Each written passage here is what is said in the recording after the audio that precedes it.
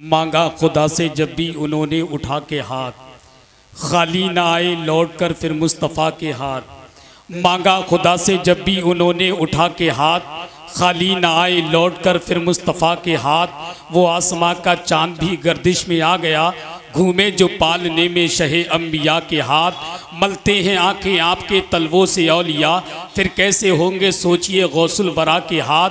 हर समत इल्मे दीन के दरिया बहा दिए, चूमे कलम ने भी मेरे अहमद रज़ा के हाथ।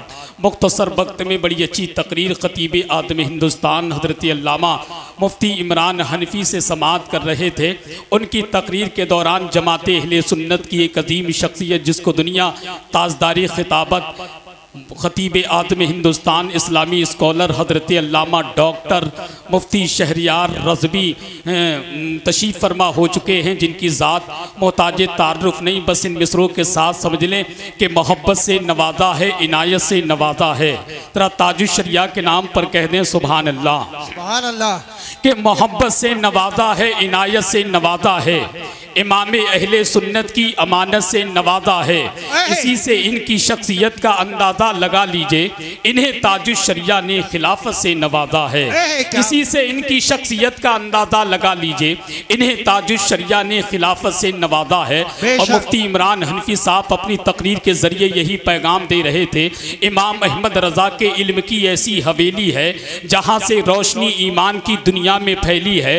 इमाम अहमद रज़ा के इल्म की ऐसी हवेली है जहां से रोशनी ईमान की दुनिया में फैली है।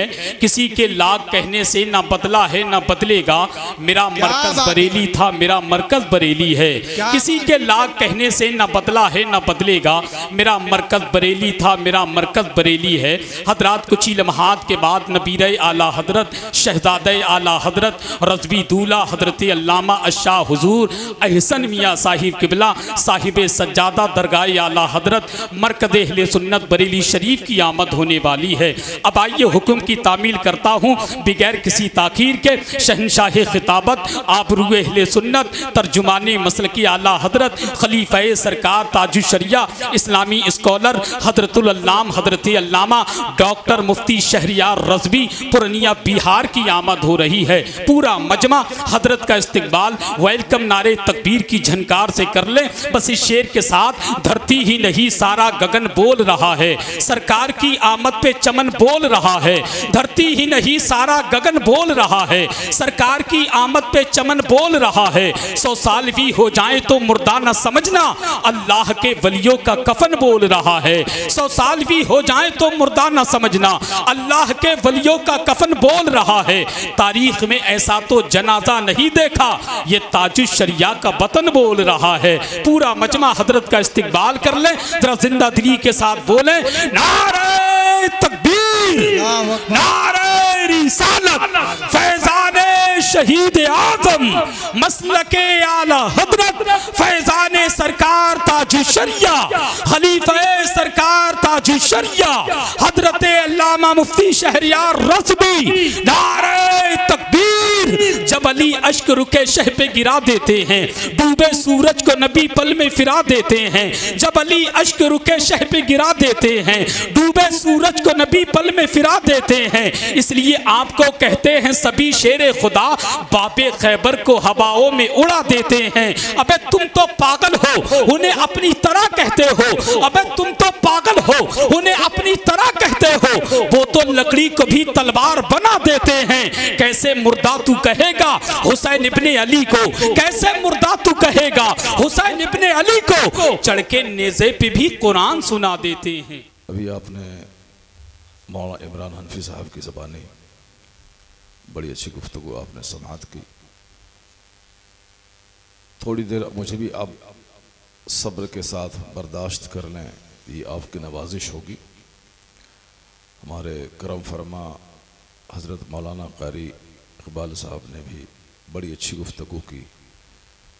ये यहाँ रहते हैं, पूरे हिंदुस्तान में ख़िताब करते हैं, बड़े बड़े जलसों में जाते हैं, लेकिन अपने शहर में भी काफ़ी इज़्ज़तों से नवाजे जाते हैं। अक्सर ऐसा होता है कि बाहर तो इज़्ज़त मिलती है आदमी को, लेकिन अपने शहर में अपने मोहल्ले में उनकी पूछ कम होती है। लेकिन कारी इकबाल साहब ऐसे लोगों में हैं जिनकी इज़्ज़त बाहर भी होती है, उसी तरह अपने दयार में भी उनकी इज़्ज़त में कोई कमी नहीं होती। आपने उनके खिताब को भी बहुत गौर से सुना। अल्लाह तबारक व तआला आपकी इस समाअत को और मज़ीद बेहतर बनाए। बस थोड़ी देर इस फ़कीर की गुफ्तगू समाअत कर लें। रोज़ाना तो बंदा सोता ही रहता है, कभी कभी इस तरह की महफ़िलें सजती हैं जहाँ ज़िंदगी सजाने और संवारने की बातें होती हैं। वैसे तो आजकल लोग टेंशन से भरी हुई ज़िंदगी गुजारते हैं और उस टेंशन को दूर करने के लिए और मज़ीद ख़तरनाक राहों का इस्तेमाल करते हैं।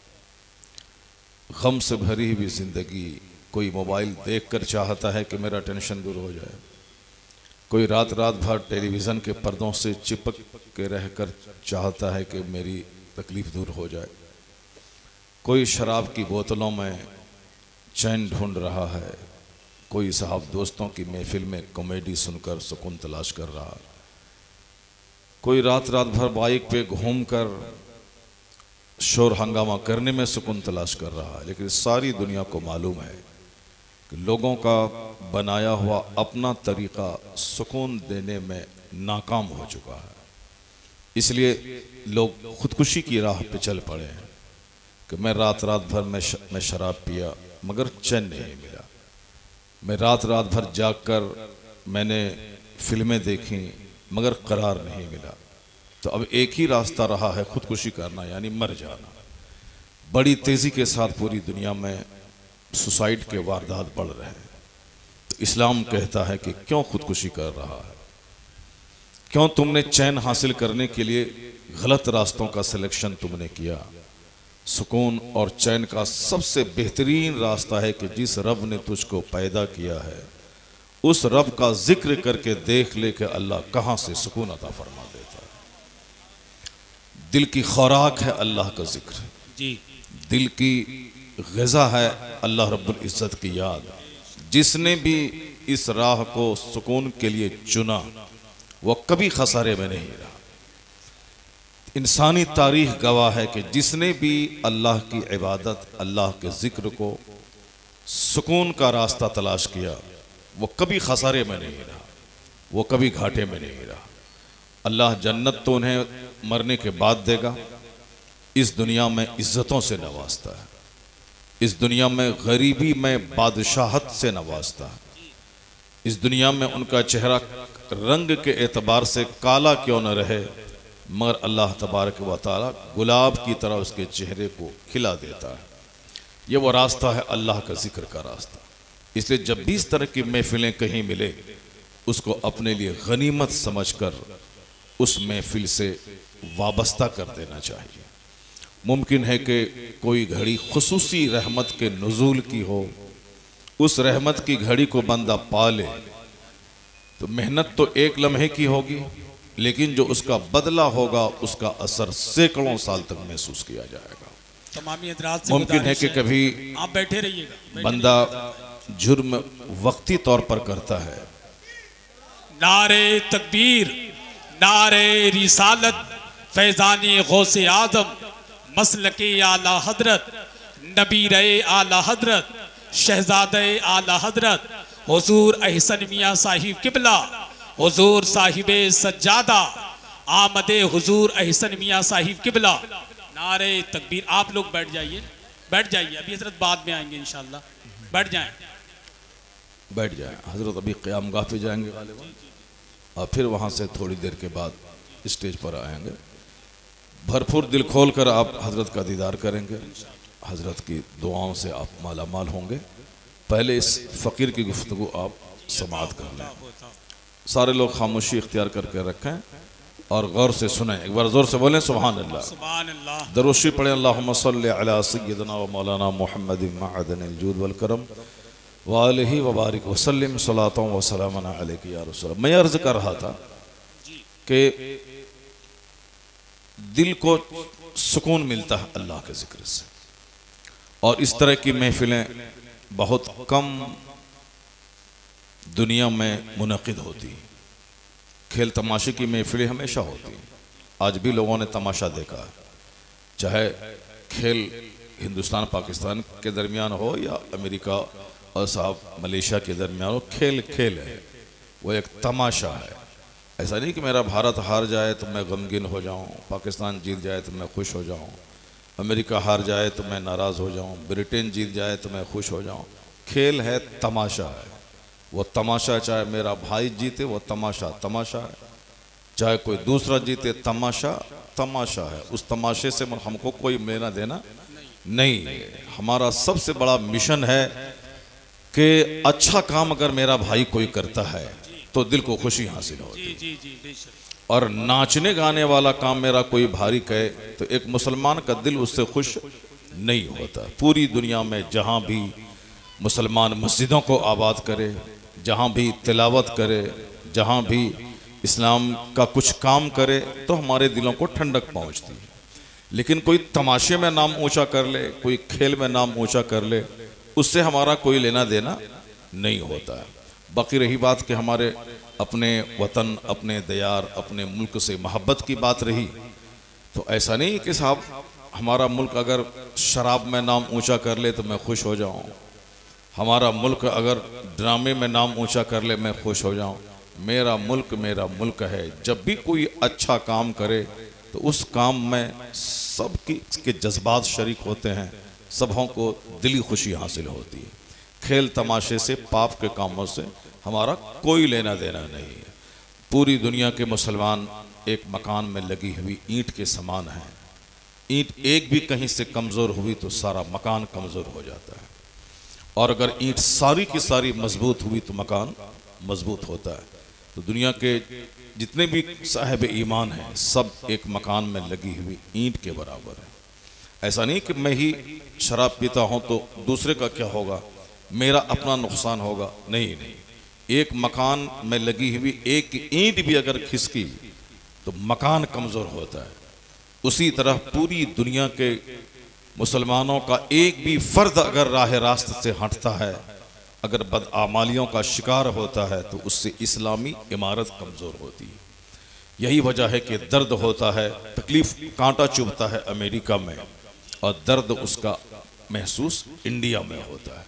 चूँकि पूरी दुनिया के मुसलमान एक जिस्म की तरह हैं, आज़ा सारे जिस्म के एक दूसरे से मरबूत हैं, और कहीं भी कांटा चुभे, बुखार हो, दर्द हो तो सारा जिस्म उससे बेचैनी का मुजाहरा करता है।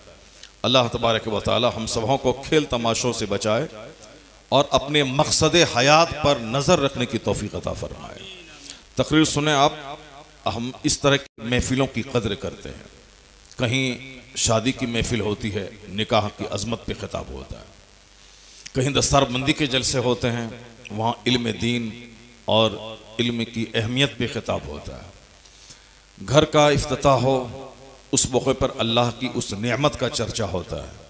और कहीं विसाल की महफिल हो, इसाले सवाब की, चाहे तीजा हो, चाहे बरसी हो, चाहे 40वां हो, उन महफिलों में मकसद हयात पर गुफ्तगू होती है, ताकि दूसरों की मौत से कुछ सीखने का सामान हो जाए। दूसरों की हयात भी हमारे लिए एक इबरत का ज़रिया है, और दूसरों की मौत भी हमारे लिए इबरत का सामान है।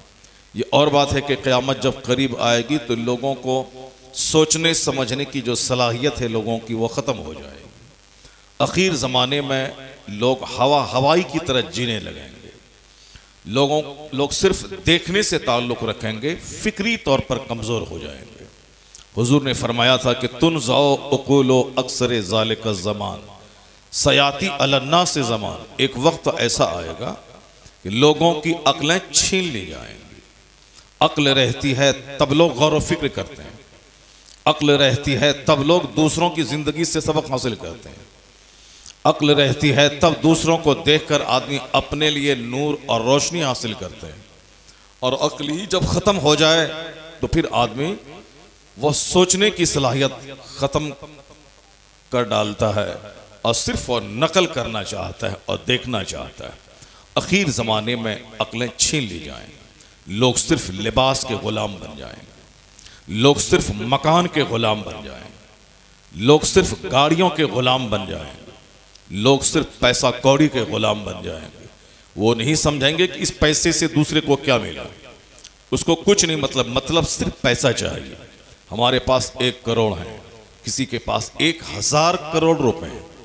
अक्ल का तकाजा है कि उस 1000 करोड़ वाले की जिंदगी को देखा जाए, जिन्होंने बेशुमार गलत तरीकों से पैसे जमा किया, उनको आखिर मिला क्या?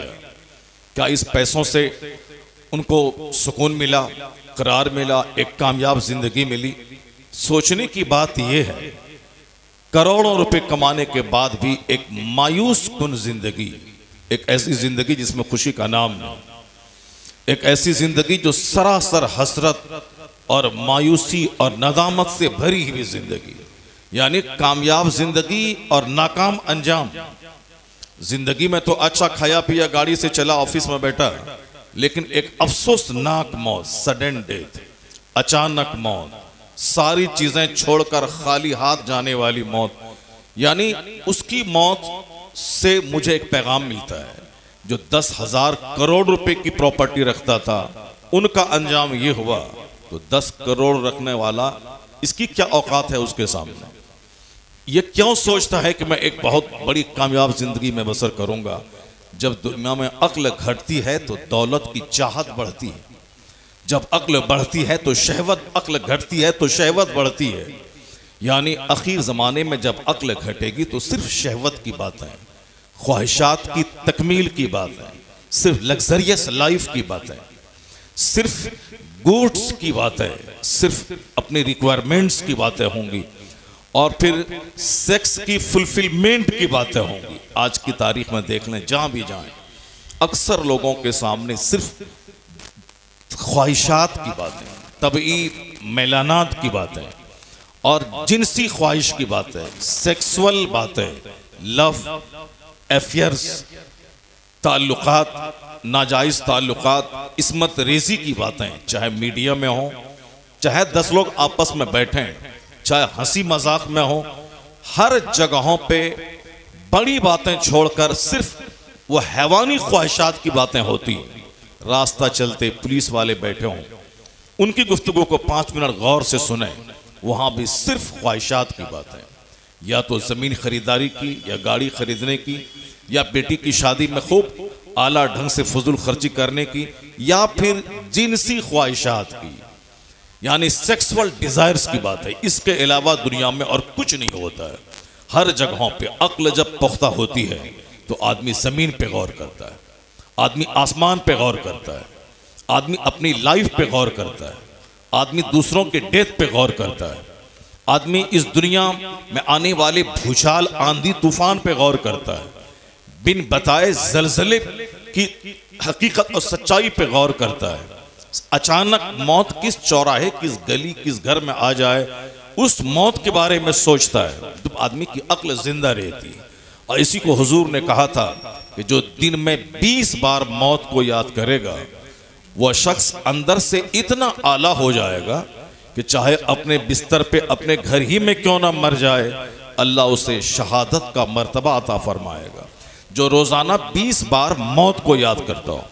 अभी देख लें कि मुसलमान हो या गैर मुस्लिम की तो बात ही नहीं करनी है, जो कलमा पढ़ने वाले लोग हैं, इनसे मेरी बहस है कि इनका हाल आप देख लें कि घर में 24 घंटे गुजर जाते हैं, एक बार भी मौत का चर्चा नहीं होता है, और अगर कोई चर्चा कर डाले तो उसको बुरा माना जाता है कि साहब मजे को क्यों किरकिरा कर देते हो, वो तो जब आनी है आ जाएगी, लेकिन अभी वक्ती लज्जतों को खत्म कर देना क्यों चाहते हो तुम? जबकि हुजूर ने कहा था कि अक्सरू जिक्र हादिमी लज्जातिल मौत, हुजूर ने कहा था कि लज्जतों को ढाने वाली चीज, यानी जो तुम्हारी लज्जतों को ढा दे, उसको कसरत से याद करो, यानी मौत को। हुजूर ने कहा कि मौत को कसरत से याद करो, ज्यादा याद करो, मैक्सिमम तेरी गुफ्तगू का जो टॉपिक हो वो मौत हो। लेकिन हमने अपने हिसाब से मौत को बोझ समझा और हमने सिर्फ जिंदगी की बातें करनी शुरू कर दी। जिंदगी की बातों का मतलब नई नई इमारतें, नई नई जमीन की खरीदारी, नए नए मॉल, नए नए सामान को घर में जमा करना। हमने उसको इस तरह अपनी सारी जद्दोजहद को उसके पीछे लगा दिया कि जैसे कि जिंदगी का सबसे बड़ा मकसद माल हासिल करना हो। रिजल्ट क्या मिला? उसके बदले में खतरनाक बीमारियां, उसके बदले में जिंदगी की तलखियां, उसके बदले में आपस की दूरियां, उसके बदले में नींद की कमी, उसके बदले में 1 दर्जन बीमारियां। चूंकि हमने सुकून का ये रास्ता ज्यादा से ज्यादा माल चाहिए इन्हें हमने अपने से चुना है। हमने फिल्म के एक्टर को देखकर चुना है, हमने पॉलिटिकल लीडर की बातों को सुन के चुना है, हमने दुनिया की किताबों को पढ़ने के बाद हमने चुना है, हमने अपने सराउंडिंग्स आसपास के लोगों को दौलत के मुकाबले में जीते हुए देखकर मैंने उनको देख करके उस रास्ते को चुना है।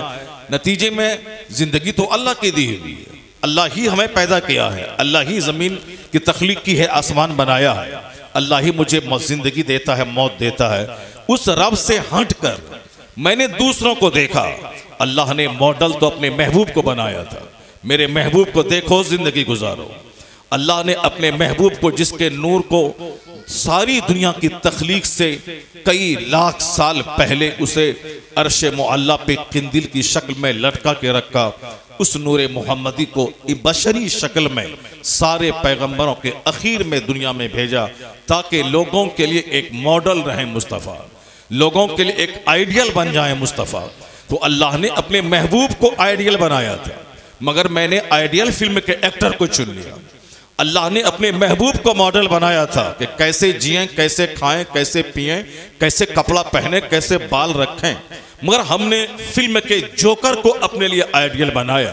वो अगर नंगा रहे तो मैं भी नंगा रहता हूँ, वो अगर नया कपड़ा फटा हुआ पहने तो मैं भी वैसा पहनता हूँ, वो अगर जोकर की तरह बाल चारों तरफ से मुंड के रखे तो मैं भी वैसा रखता हूँ। उनकी बहू बेटियां अगर चड्डी पहन के सड़कों पे चले, मैं भी अपनी बहन बेटियों को चड्डी पहनवाता हूं। चूंकि हमारे लिए मॉडल व फिल्म का एक्टर और फिल्म की एक्ट्रेस बन गई है। अल्लाह ने तो महबूब को मॉडल बनाया था, जमीन का खालिक अल्लाह, सारी दुनिया का मालिक अल्लाह, इस इंसान को एक कतरे जलील से पैदा करने वाला अल्लाह, यानी इस इंसान की तख्लीक कैसे हुई है। अल्लाह ने कुरान करीम में कई जगहों पे इसका जिक्र किया है कि मैंने तुझको पैदा कैसे किया है ताकि मेरा बंदा चाहे दुनिया में गरीब रहे या अमीर, बादशाह रहे या फकीर, वो अपनी बुनियाद को कभी नहीं भूले कि मेरी स्टार्टिंग कहानी कैसी है, मैं पैदा हुआ कैसे हूँ। जब अकल रहेगी तब ना बंदा गौर करेगा कि मैं पैदा हुआ कैसे हूँ, मैं अपनी पैदाइश पे गौर करूं। कुरान करीम में कई जगहों पे इस मैटर को जगह दिया गया है। क्यों जगह दिया गया? अल्लाह कहता है वलक़द खलक़नल इंसान मिन सुलालतिन मिन तीन, हमने इंसान को एक बजती हुई मिट्टी से पैदा किया है। इंसान को, वही जो हम इंसान हैं, दुनिया के सारे लोग जो चाहे यहूदी हो, नसरानी हो, गैर मुस्लिम हो, वह सब भी इंसान है। चूंकि वह गौर नहीं करते कि मैं इंसान हूं, इसीलिए जानवरों की तरह काम लोग करते हैं। लेकिन जिस दिन वह गौर करे कि मैं इंसान हूं और अल्लाह ने मुझको इंसान बनाया है, दुनिया से हैवानियत घट जाएगी और मानवता के सलूक बढ़ते चले जाएंगे। क्योंकि बंदा सोचना ही छोड़ दिया कि मैं इंसान हूं। सिर्फ इसी पॉइंट पे गौर कर लें कि अगर अल्लाह चाहता तो मुझे जानवर बना देता, अल्लाह चाहता तो मुझे खिंजीर पैदा करता, अल्लाह चाहता तो मुझे कुत्ता बना देता, अल्लाह चाहता मुझे छिपकली और सांप बना देता। मेरे बाप दादा ने अल्लाह पर कोई एहसान नहीं किया कि उस एहसान का बदला चुकाने के लिए अल्लाह ने मुझको इंसान बनाया। बंदा अल्लाह पर एहसान कर ही क्या सकता है? यह कमजोरी का पुतला यह इंसान, बीमारियों का मुजस्समा यह इंसान, आज सारी दुनिया जानती है, कल इसका नामो निशान मिट जाता है। आज जिंदा है, एक सेकंड के बाद मर जाता है। यह इंसान अपने रब पे एहसान कर ही क्या सकता है कि उस एहसान का बदला अल्लाह ताला उनके बाल बच्चों को इंसान पैदा करके चुकाए। मेरा रब पर कोई एहसान नहीं, अल्लाह का यकतरफा एहसान है कि उसने मुझे इन जानवर नहीं बल्कि इंसान पैदा किया। अल्लाह ने मुझे कुत्ता नहीं आदमी बनाया, वरना कुत्ता को भी अल्लाह ने पैदा किया। जितनी भी मखलूकात हैं सबों को अल्लाह ने पैदा किया, लेकिन मुझको इंसान बनाया, कुत्ता नहीं बनाया। इसी पॉइंट पे अगर दुनिया के सारे लोग गौर करें कि अल्लाह ने मुझे सांप नहीं इंसान बनाया, तो इंसान बनकर सांप की तरह दूसरों को डंक नहीं मारेगा, इंसान की शक्ल में दूसरों को अपनी जबान से डंक नहीं मारेगा, अपने हाथ से कष्ट नहीं पहुंचाएगा, दूसरों को तलवार से ज़बह नहीं करेगा, वह दूसरों को अपनी थ्योरी से उसे तबाह बर्बाद करने का प्लान नहीं बनाएगा। ये जो सारे ड्रामे दुनिया में हो रहे हैं कि मेरा बच्चा बच्चा है, दूसरों का बच्चा बच्चा नहीं, मेरी बस्ती बस्ती है, दूसरों की बस्ती बस्ती नहीं, मेरा मुल्क मुल्क है, दूसरों का मुल्क मुल्क नहीं, ये बातें सिर्फ इसलिए हैं कि जब आदमी अक्ल से सोचना छोड़ देता है तब इस तरह की हैवानी हरकतें बंदा करने लगता है। आज जो कुछ भी हो रहा है अफ्रीका में, जो कुछ हो रहा है अमेरिका में, जो कुछ हो रहा है हिंदुस्तान की सरजमीन पे, यानी एक आदमी के जिस्म को 3 हिस्सों में बांट देना, एक आदमी को 6 इंच छोटा कर देना, एक आदमी को हमेशा किसी न किसी तरीके से फंसा के जेल में डाल देना, उसकी पूरी सोसाइटी, उस पूरी बिरादरी को मिटाने का प्लान बनाना उस वक्त होता है जब बंदा अपने इस पॉइंट पे सोचना छोड़ देता है कि मैं इंसान हूं और इंसानियत का तकाजा क्या है, ह्यूमैनिटी का तकाजा क्या है, ह्यूमैनिटी का डिमांड क्या है, ह्यूमन बीइंग्स, ह्यूमैनिटी इसकी क्वालिटी है, इसकी खसलत है, इसे क्या करना चाहिए वह सोचना छोड़ देता है।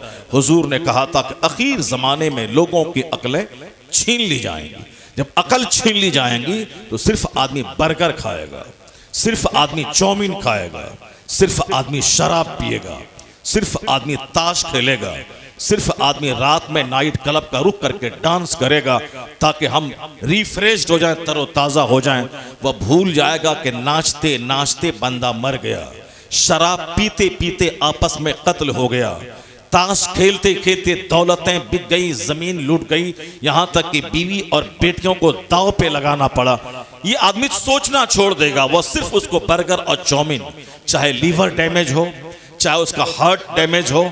आज सारे डॉक्टरों के पास जाने के बाद अक्सर डॉक्टर यही कहते हैं कि अगर हार्ट की बीमारी से बचना है, जो जंक फूड है इसको खाना छोड़ दें, जो भी अननेसेसरी गैर जरूरी चीजें हैं उसको इस्तेमाल करना छोड़ दें।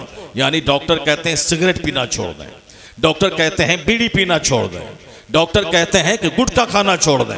अगर लीवर की सेफ्टी चाहिए, अगर हार्ट की सेफ्टी चाहिए, अगर इंटेस्टाइन की सेफ्टी चाहिए, अगर बसारत की सेफ्टी चाहिए, अगर चाहते हैं कि समाज बरकरार रहे तो इन अननेसेसरी चीजों को छोड़ दें, गैर जरूरी चीजों को छोड़ दें। डॉक्टर आजकल अक्सर बोलते हैं कि बाहर का खाना पीना छोड़ दें, बाहर में वही एक ही तेल से कई तरह के सामान बना के आपको जहर देते हैं, आप वक्ती मजा लेने के लिए खाते हैं, अब उसे छोड़ दें। उससे आपका हार्ट के जो वेन्स हैं ब्लॉक हो जाएंगे, आपका शुगर लेवल हाई हो जाएगा, आपकी वीपी हाई हो जाएगी, यानी जो एक जनरल बीमारी बन गई है। डॉक्टर मना करते हैं कि बाहर के सामान को आप मत खाएं, ये जानने के बावजूद कि सिगरेट से कैंसर होता है, लेकिन आदमी आदत का गुलाम है, वो उसको पीता है।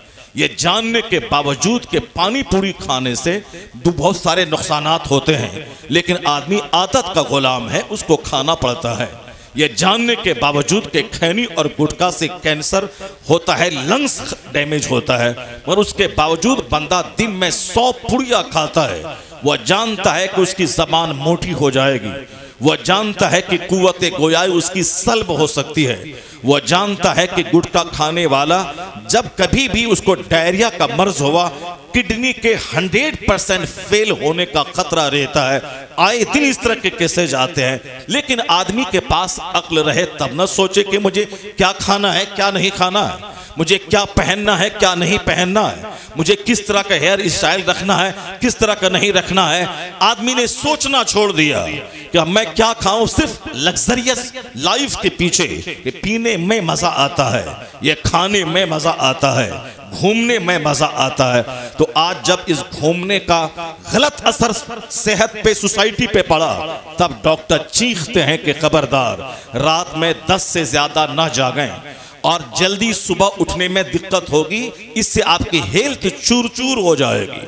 आज 18 साल का जवान देखें, बिल्कुल चेहरा जैसे लगता है मुर्दार की तरह, आंखें धसी हुई, चेहरा चिपका हुआ, ऐसा लगता है कि रात भर नींद लेने के बाद भी ये मायूसियत का शिकार है। सेहत हासिल करने के लिए दूसरी कौमें बेदार हो गई। अब साहब वो रामदेव जी के पास उत्तराखंड जा रहे हैं। रामदेव जी कहते हैं कि नेचुरल रिसोर्सेज की तरफ आओ, यानी कुदरती चीजों की तरफ आओ। जो चीजें नेचुरल हैं, जो चीजें आर्टिफिशियल हैं, उसको छोड़ दिया जाए, बनावटी चीजों को छोड़ दिया जाए और नेचुरल चीजों के पास आए और आप नेचुरल एनवायरनमेंट में आप घूमें, यानी आप सुबह सवेरे जन्नती हवाओं में रहें। एसी की हवा ये आर्टिफिशियल हवा है, फैन की हवा ये आर्टिफिशियल हवा है। रात में 8 घंटे फैन के नीचे हैं, बदन सुबह सवेरे ऐंठने लगता है। एसी में आप रहें, अंदर से 8 घंटे सोने के बाद एक उलझन सी महसूस होती है, लेकिन सुबह की ठंडी हवाओं में आप घूमें, ऐसा लगता है जैसे जन्नत से सीधी हवा उसकी सेहत को दुरुस्त कर रही होती है। लोग कहते हैं सुबह की हवा एक तरफ, करोड़ों रुपए की दवा एक तरफ। जब आज सेहत खराब होने लगी तब डॉक्टरों ने कहा कि गैर जरूरी सोना छोड़ दीजिए, गैर जरूरी खाना छोड़ दीजिए। जब आपस में तकरार बढ़ने लगी तो डॉक्टरों ने कहा गैर जरूरी टॉक छोड़ दें। यानी कोरोना काल में पुलिस वाले डंडा मार मार कर रात के 9 बजे के बाद से लोगों को कहते थे घर जाओ, घर में रहो, सेफ रहो, घर में रहो, सेफ रहो, यानी बिल्कुल सुरक्षित रहो, बाहर मत घुमा करो। समंदर में जुहू चौपाटी के किनारे रात के 9 बजे के बाद लोग 2-2 बजे रात तक घूमते थे। पुलिस वाले डंडा मार मार के कहते थे घर में रहो, सेफ रहो, अपने घर में आइसोलेट रहो, सेफ रहो, यानी बाहर की हवाओं से बचते रहो। यही काम 1400 साल पहले पैगंबर आजम ने किया था। हुजूर ने कहा था, आज की तारीख में कहते हैं गैर जरूरी खाना, गैर जरूरी बोलना, गैर जरूरी पहनना, गैर जरूरी घूमना, ये तबाही का जरिया है। सेहत जाएगी, सुकून जाएगा, समाज में जीने की लज्जतें जाएंगी, जिंदगी की रंगीनियां खत्म हो जाएंगी। गैर जरूरी चीजों को छोड़ दो। जरूरी है रोटी चावल, जरूरी है चाउमीन नहीं, बर्गर नहीं, और गैर शराब नहीं, गैर गुटखा नहीं, गैर जरूरी चीजों को छोड़ दे अगर जिंदा रहना है। गैर जरूरी दोस्ती, गैर जरूरी कपड़ा पहनना, गैर जरूरी दूसरों से ताल्लुकात कायम करना, अननेसेसरी चीज जो नेसेसरी एसेंशियल है उसको अपनाए, जो गैर जरूरी को छोड़ दें। कुर्बान रहमते दो आलम सल्लल्लाहु अलैहि वसल्लम की ज़ात गिरामी पे कि 1500 साल पहले न अमेरिका का वजूद था, न चाइना जापान के इल्म की कोई कहानी थी। हिंदुस्तान में एक मकतब तक नहीं था। 1500 साल पहले नालंदा यूनिवर्सिटी का नाम मिलता है। बुद्धिस्टों की एक छोटा सा मकतब है, उसी का नाम नालंदा यूनिवर्सिटी है। वो भी उसकी कहानी भी 1100 साल की है। 1500 साल पहले हिंदुस्तान में न यूनिवर्सिटी थी, न कोई कॉलेज था, न अमेरिका नाम का कोई मुल्क था।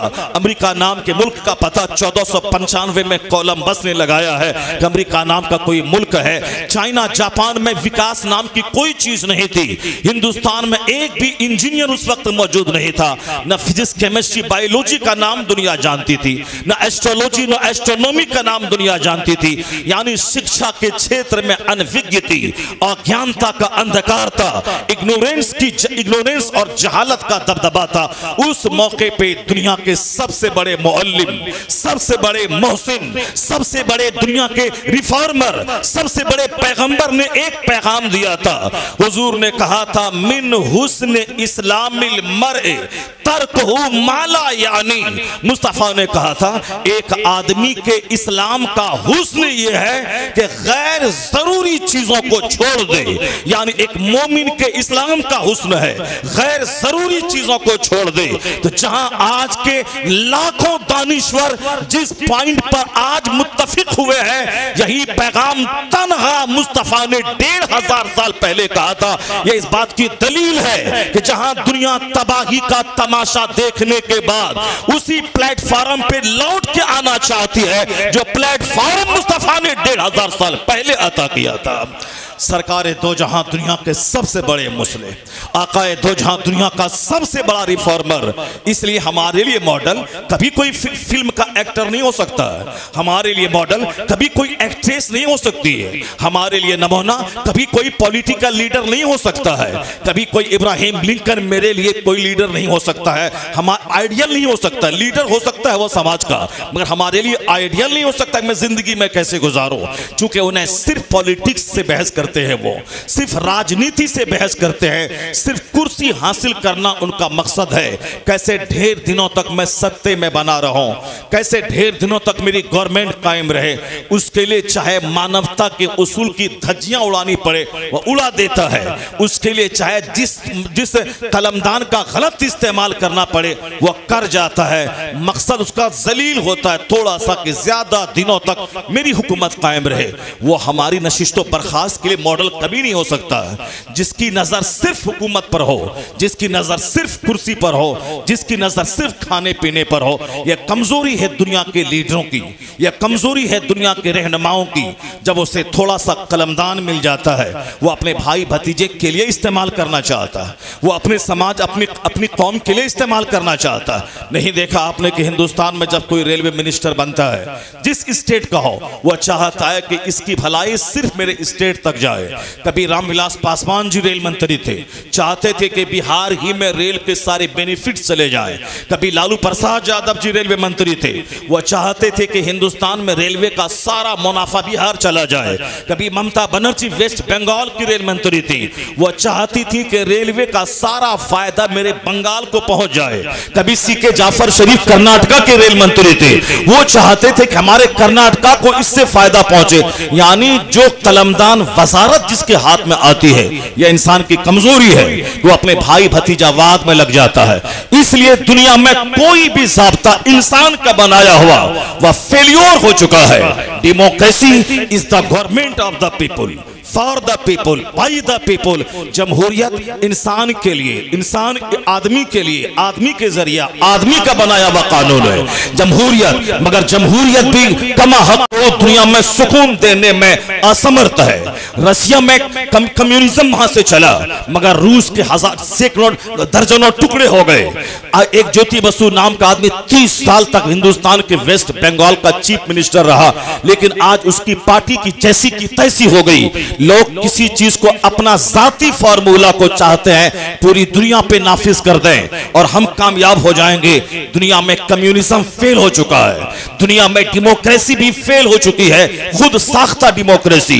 दुनिया में इश्तराकियत, दुनिया में कैपिटलिज्म यानी कि मालदारों पूंजीपतियों को फायदा पहुंचाना, यह फार्मूला भी फेल हो चुका है। जबकि धीरे धीरे हिंदुस्तान में वही पूंजीवाद का दौर आता जा रहा है। मुट्ठी भर लोगों के पास दौलतें जा रही हैं। हिंदुस्तान का आदमी देखते ही देखते दुनिया के दौलतमंदों की सूची में वह शामिल हो रहा है और 1 नंबर 2 नंबर 3 नंबर पर आने के लिए हाथ पांव मार रहा है। और हमारी हुकूमत भी उसी को और आगे बढ़ाने के पीछे लगी है। ये और बात है कि करोड़ों गरीब मजदूर महंगाई की तलवार से कट जाएं, पिस जाएं, मर जाएं, उसे इन करोड़ों गरीबों से मोहब्बत नहीं है, उसे चंद गिनती के उद्योगपति से मोहब्बत है, जिनके पैसे से वो इलेक्शन लड़ेगा, जिनके पैसे को पानी की तरह बहा करके वह कुर्सियां खरीदेगा। यह इंसान का बनाया हुआ ज़ाब्ता फेल हो चुका है। इसलिए दुनिया में कम्युनिज्म भी फेल हो गया, डेमोक्रेसी फेल हो गई। तो निजाम किसका कामयाब है? जमीन अल्लाह की है, आसमान अल्लाह का है, यह इंसान अल्लाह का पैदा किया हुआ है। इंसान का कानून जब इंसान पे चलेगा तो इंसान की एक बड़ी बिरादरी उस फायदे से महरूम रहेगी। लेकिन जब इंसान के खालिक का कानून चलेगा तो अमेरिकियों का भला होगा, हिंदुस्तानी का भला होगा, चाइनीज का भला होगा। क्योंकि अल्लाह का कानून है वह सारे बंदों के लिए भला होगा। इसलिए अल्लाह ने अपने महबूब को रहमतुल लिल आलमीन बना के भेजा कि देख मुस्तफा को कैसे खाते हैं, कैसे पहनते हैं, कैसे जीते हैं, कैसे चलते हैं, कैसे जद्दोजहद वाली जिंदगी गुजारते हैं। मुस्तफा को कोई क्रिश्चियन भी देखे, जन्नत भले ना मिले दुनिया में कामयाब हो जाएगा।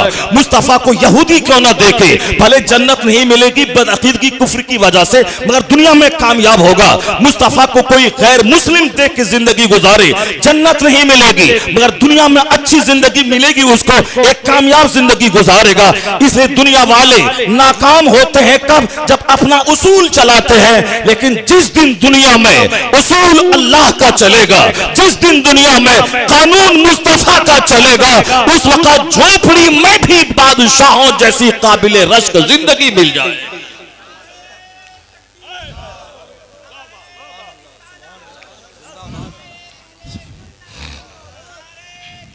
यही वजह है कि जो हक पसंद लोग हैं, जो अक्ले सलीम से काम लेते हैं, जिनके पास बसारत है, जो कंसीडरेशन से काम लेते हैं, जो रिफ्लेक्शन से काम लेते हैं, जो थिंकिंग से काम लेते हैं, यानी जो सोचते हैं, रिसर्च करते हैं, डिस्कवर करते हैं, गौर व फिक्र करते हैं, उन लोगों की बोली कुछ और होती है। और जिनकी अक्लें छीन ली जाती हैं, उनकी बोली कुछ और होती है। जैसे हिंदुस्तान में चंद लखेरों की अक्लें छीन ली गई, इन लुच्चों लफंगों ने उनकी जिंदगी के खिलाफ कीचड़ उछालना शुरू किया। किन की जिंदगी? जिनकी जिंदगी बेदाग थी, जिनकी जिंदगी में किसी किस्म का कोई दाग नहीं था, जो रात रात भर सिर्फ इबादत करें, जिसके पाए अक़दस सूज जाएं, जिनके चूल्हे में 2-2 महीने तक आग नहीं सुलगती हो, जो सिर्फ पानी और खजूर पे गुजर बसर करते हों, जिनका बचपन लाजवाब, जिनकी जवानी लाजवाब, नबूवत के ऐलान से पहले वाली 40 साल जिंदगी सिर्फ नेकियों से इबारत थी, ऐलान नबूवत के बाद वाली जिंदगी वह भी सिर्फ नेकियों से इबारत है।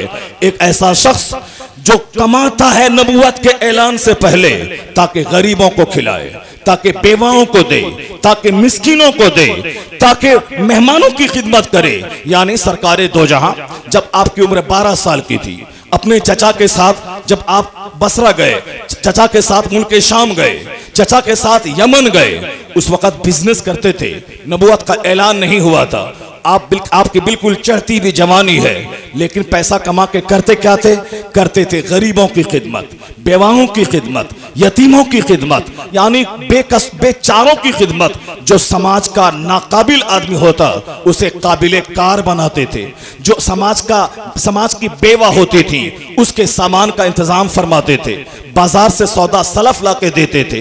वही अरब जहां के लोग ज़िनाकारी में इतने लथपथ थे, एक पड़ोसी की बीवी की इज्जत गैर महफूज थी, अनसेफ थी, यहां तक कि अपनी सौतेली माओ से ज़िना करते थे लोग, उसे बाप के छोड़े हुए तरके की तरह उसकी बीवियों को भी इस्तेमाल करते थे।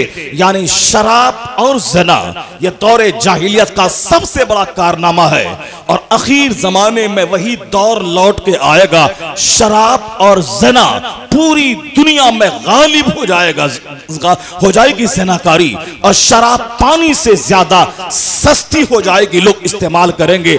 जो 1000 साल पहले जो दौर था, आखिर जमाने में वही दौर लौट के आएगा जहां इस तरह समाज के सारे लोग जीते हों। एक नौजवान ऐसे जी रहा है, न जबान बहकी है, न निगाह बहकी है, न हाथ बहका है, न पांव फिसला है। उस बदचलन समाज का बच्चा बोलता है कि अगर कैरेक्टर का कोई मजबूत पहाड़ देखना हो तो मोहम्मद अरबी को देख लिया जाए। उस बदचलन समाज के लोग कहते थे बेदाग बचपन, बेदाग जवानी, यानी जवानी ऐसी कि लोग अमानतदार, अमीन कहने लगे, ट्रस्ट वर्दी कहने लगे, और लोग उसे सादिकुल वाद कहने लगे, यानी वादा खिलाफी के अहद में वादा वफाई के प्रतीक मुस्तफा को लोग कहने लगे। वो नबी जिन्होंने चढ़ती जवानी में 18 साल 25 साल की जवानी में सिर्फ कमा के दूसरों की खिदमत करना, जहां चारों तरफ दोशीजाओं के नंगे चलने का रिवाज हो, वहां निगाहों की हिफाजत करना। किसी आदमी पर इल्जाम उस वक्त लगाया जाता है जब उसका बचपन खराब हो, उसकी जवानी खराब हो, तब लोग कहते हैं अरे ये तो वैसे ही था, देखा नहीं आप जवानी उनकी, देखा नहीं बचपन उनका आवारगी से इबारत थी, और फिर देखा नहीं शादी के बाद क्या हुआ, उनको नई नई लड़की की चाहत थी। मैं कहता हूं इन जालिमों, खसीसों और रजीलों को मुस्तफा की बेदाग जिंदगी का मुताला करना चाहिए।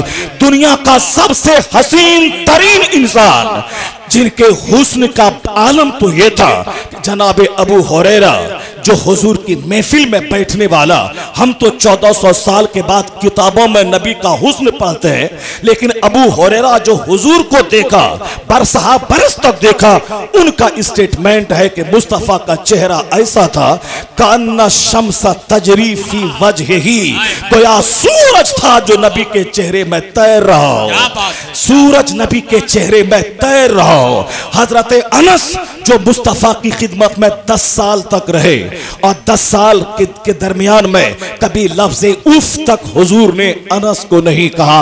यह कोई दुनिया का इंसान कह ही नहीं सकता है। मेरे पास तो एक नौकर रहता है, मैं सुबह से शाम तक 50 बार रे और बे उसको कहता हूं, उसके खानदान को खंगाल देता हूं। यहां 10 साल तक यूरोप का एक दानिश्वर मुस्तफा की लाइफ स्टोरी को बयान करते हुए कहता है, Anas lived in the service of the holy prophet for 10 years but he did not tell even word उफ।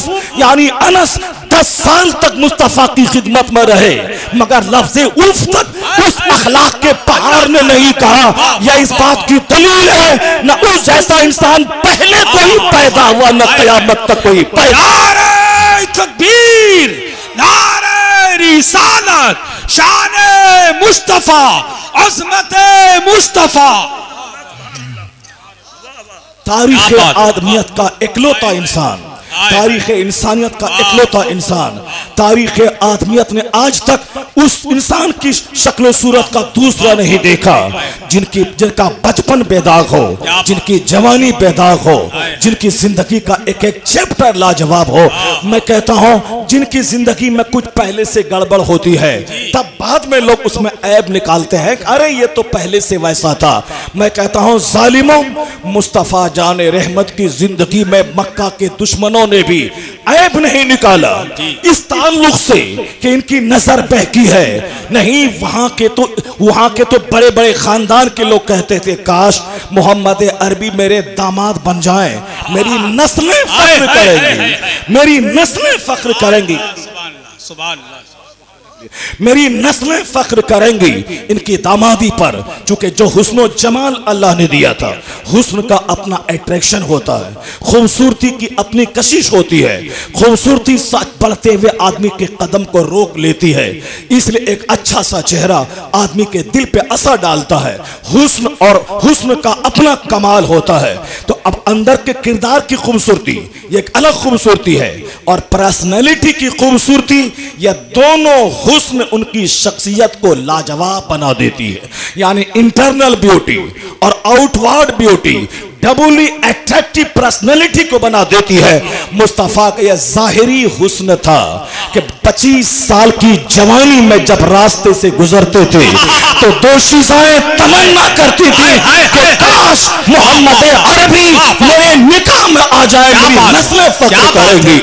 उस वक्त ये जवान मुस्तफा की बेदाग जवानी थी। उस वक्त अगर हुजूर चाहते, उस वक्त सरकारें दो झांट खाना खाते थे, उस वक्त उनके पास माल की फरावानी थी, वह बिजनेस करते थे चचा के साथ में, उनके पास माल था, माल भी था, हुस्न भी था, अपना वतन था। नबूवत की जिम्मेदारी भी उस वक्त में नहीं थी कि हम रात और दिन तबलीग इस्लाम करें। यह जिम्मेदारी 40 साल के बाद आई कि रात दिन इस्लाम की तबलीग करें। 25 साल की चढ़ती जवानी में फारिग भी है आप, यानी नबूवत की जिम्मेदारी नहीं है कि मैं लोगों तक इस्लाम का पैगाम पहुंचाऊं। खाते थे आप, सोते थे आप, मानवता की खिदमत करते थे, उस वक्त फ्री थे। अगर चाहते अरब के दस्तूर के मुताबिक नबी 100 खूबसूरत 16 साल की लड़कियों से शादी कर सकते थे। क्योंकि अरब में यह माहौल था उस टाइम में 100 शादी करना, 200 शादी करना, यह अरब का माहौल था। और जो जिस कल्चर में पैदा होता है उस कल्चर की बात को इख्तियार करे तो उसे लोग ऐब नहीं मानते हैं। मुस्तफा चाहते तो उस वक्त 50 नहीं, कम से कम 25 खूबसूरत तरीन 18 साल की दोशीजा से निकाह कर सकते थे। मैं इन जालिमों, इन दरिंदों, इन कुत्तों की बात सुनने के बाद मैं कहता हूं जिन लोगों ने उस चांद पे थूकना चाहा है, उस अजमत के सूरज को दागदार दिखाने की कोशिश की है, वो टी राजा जैसा कलवा जिसका चेहरा काला, जिसका दिल काला, वो बदतमीज का चेहरा नहीं देखा, जिसका दिल काला, जिसका चेहरा काला, जिसका वजूद काला, जिसका इसकी सोच काली, इसकी फिक्र काली, यानी जिसका सारा एग्जिस्टेंस काला है, जो दागदार है। आपने भी देखा होगा उस बदतमीज का चेहरा काला, लिबास चाहे लिबास वाइट पहने मैं उसका वजूद काला, उसका दिल काला। आईना देख लेता वो टी राजा, उसे अपना चेहरा नजर आ जाता। बदतमीज राजनीति करने के लिए गंदी बातों का सहारा क्यों लेता है? राजनीति करने के लिए कोई आला काम का सहारा ले, मानवता की सेवा कर, सर्विस कर, अच्छी बात बोल, लोग तुम्हें हाथ पे उठा लेंगे।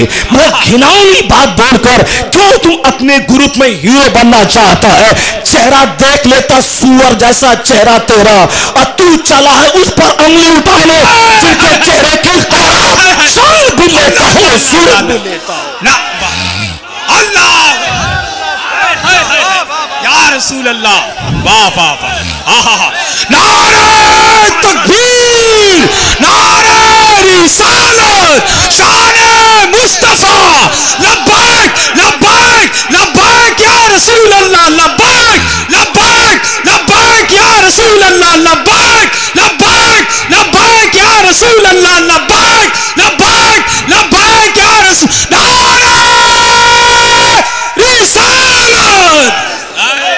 मुसलमानों कभी नर्वस मत होना, इन जालिमों की बात सुनने के बाद कभी मायूस मत होना, या देखना कि इन खसीसों रजीलों का वजूद ही ऐसा है कि वह इस तरह की बात बोले, वरना मुस्तफ़ा का वजूद ऐसा था।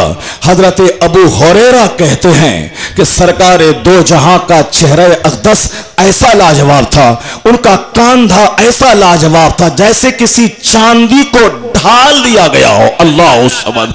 हजरत अनस कहते हैं जो 10 साल खिदमत में रहे, वो क्या कहते हैं? वो कहते हैं कि वमा मसस्तो दीबाजतन और हरीरन अलयना मिन कफ रसूलिल्लाह, मैंने दुनिया का कोई रेशम, कोई दिबास मुस्तफा की हथेली से ज्यादा नर्म मैंने नहीं पाया। और वो जिसने हुजूर को देखा, जो हुजूर की खिदमत में रहे, वो कहते हैं वमा शमम तो मिस्कन और अंबरतन अस्यबा मिन रायती नबी अलैहिस्सलाम, मैंने दुनिया की कोई कस्तूरी, दुनिया का कोई मुश्क मुस्तफा की खुशबू से ज्यादा खुशबूदार नहीं पाया। इसलिए सरकार जिस रास्ते से गुजर जाते, रास्ता बताता था कि तेरा रहबर इस रास्ते से गुजरा है। यानी अंबर मुश्क और अंबर की खुशबू से सारी गली मुअत्तर हो जाती थी। ये ऐसा नहीं कि नबूवत के ऐलान के बाद जिस दिन पैदा हुए मुस्तफा ऐसा बदन से नूर निकला कि आपकी मां बोलती है कि उस नूर में मैंने मुल्क शाम के महल को देख लिया। अल्लाह सबद। ऐसा नहीं कि 40 साल के बाद जिस दिन पैदा हुए, जनाबे हलीमा कहती है जब मैं उस नेक बख्त बच्चे को लेकर अपने खानदान में गई, कभी मुझको रात में चिराग जलाने की नौबत नहीं आई। रात भर मेरा घर रोशन रहता था। जिनका बचपन नूर अला नूर हो, जिनकी जवानी ऐसी बेदाग, निगाहें झुकी हुई, अल अमीन सादिकुल वाद, समाज के सारे लोग देखे तो देख के दंग रह जाए। वह चाहते तो 50 नहीं बल्कि 18 साल की 100 दोशीजाओं से निकाह कर सकते थे। जवानी थी, बदन में ताकत थी, हुस्न भी था, माल भी था, मगर उस वक्त मुस्तफा ने 2 शौहरों से बेवा औरत जो अधेड़ है, जो 40 साल खातून है, उस चढ़ती जवानी में 25 साल हुस्न है। जवानी में तो और हुस्न निखर जाता है।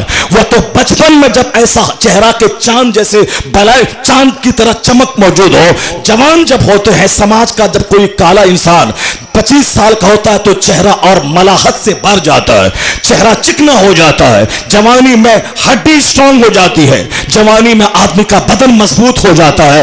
जब मुस्तफा बचपन में से लाजवाब है तो 25 साल की जवानी का हुस्न का आलम क्या होगा। वो मुस्तफा जाने रहमत चाहते तो 18 साल की कई लड़की का सिलेक्शन कर सकते थे। सारी दोशीजाएं तमन्ना करती थी काश मैं इनके निकाह में आ जाऊं।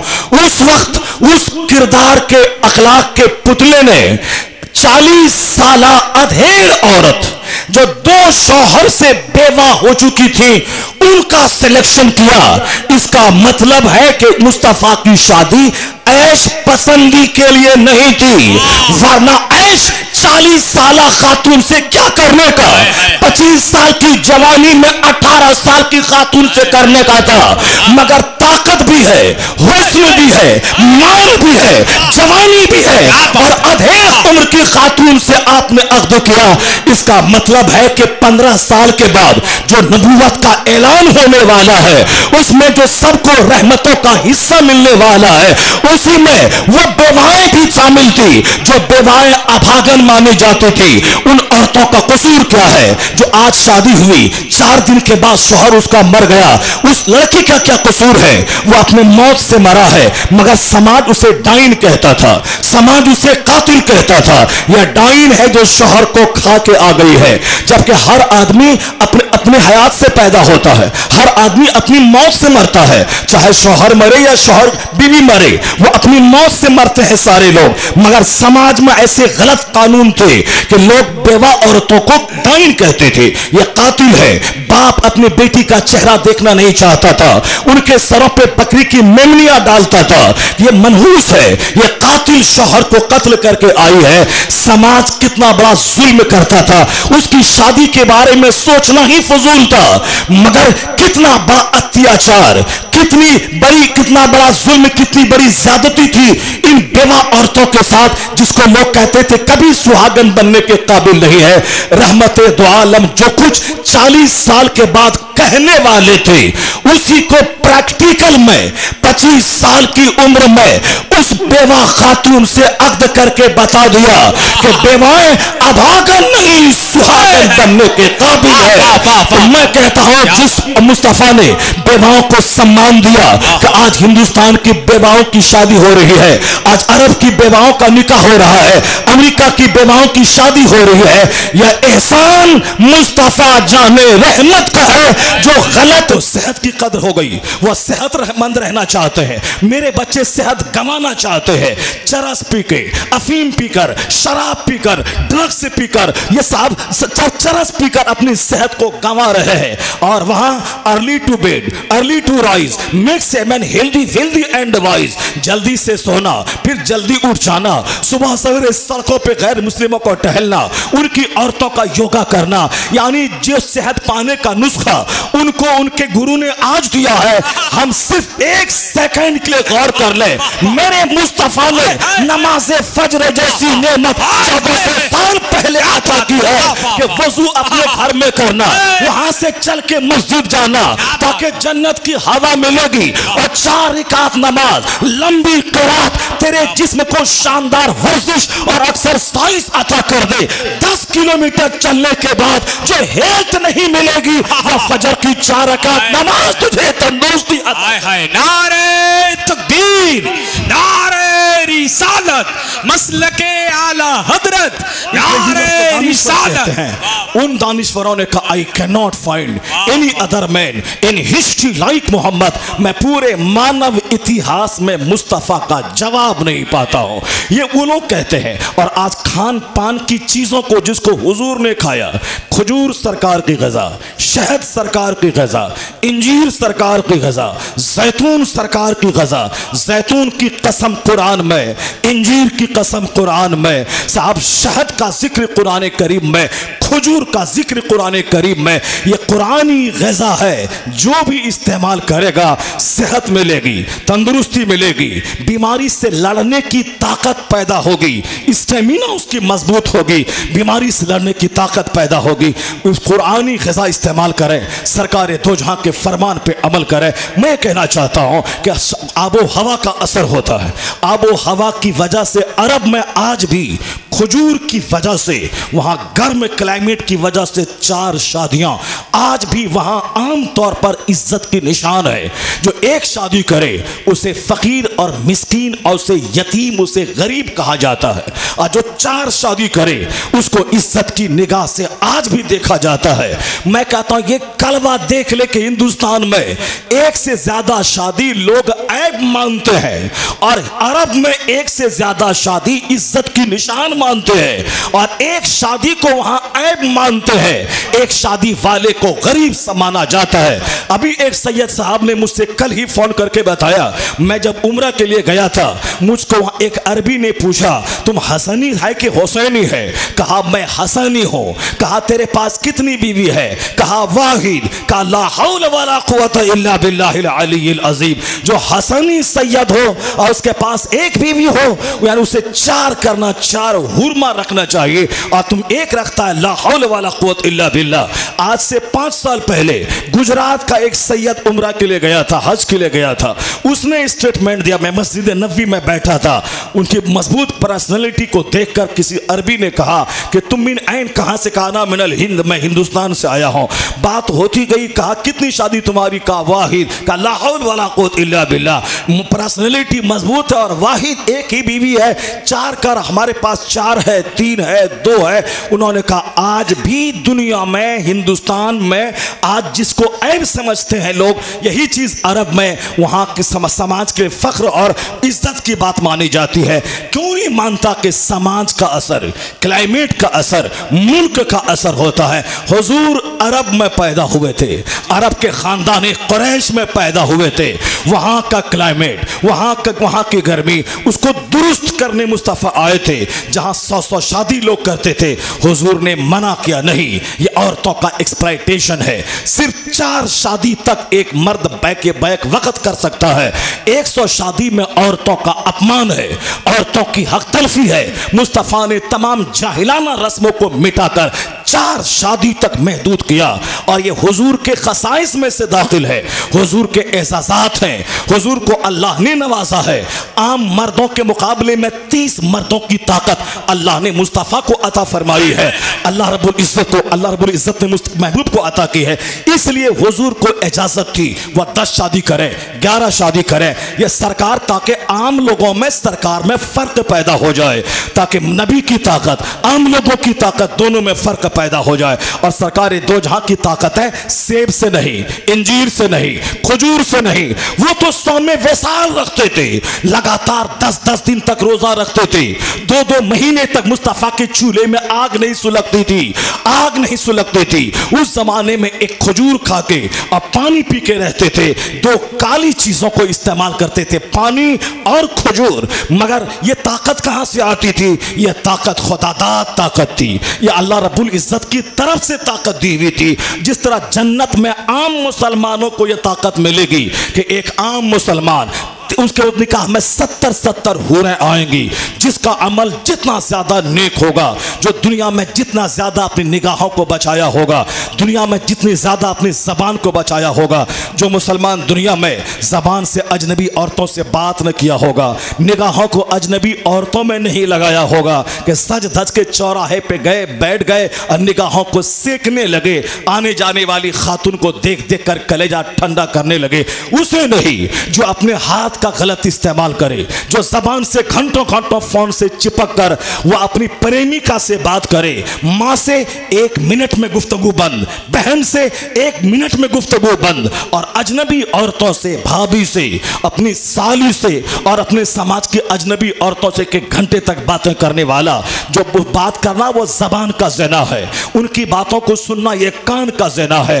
वो नहीं जिसने अपनी जबान को गंदी बातों से सेफ रखा हो, जो अपने कान को गंदी बातों से महफूज रखा हो, जो अपने हाथ को बचाया हो, जो अपने जिस्म को बचाया हो, चाहे मर्द हो या औरत, जो अपनी पाकीज़ा पर्सनैलिटी को बचाया हो। क़यामत के दिन अल्लाह 100 हूरें, 70 हूरें, वह हूरें जो थूके तो 7 समंदर का नमकीन पानी मीठा हो जाए, वह हूर जो जुल्फ लहराए तो दुनिया के सारे लोग बेहोश हो जाए, और 70 कपड़े पहनने के बावजूद अंदर से हुस्न ऐसा टपकेगा जैसे सफेद बोतल में लाल रंग की शराब रख दी गई हो। वो जन्नत की हूरें बड़ी बड़ी आंखों वाली, कान्ना हुन्ना बीदु मकनून, जिसको कुरान में कहा गया है जैसे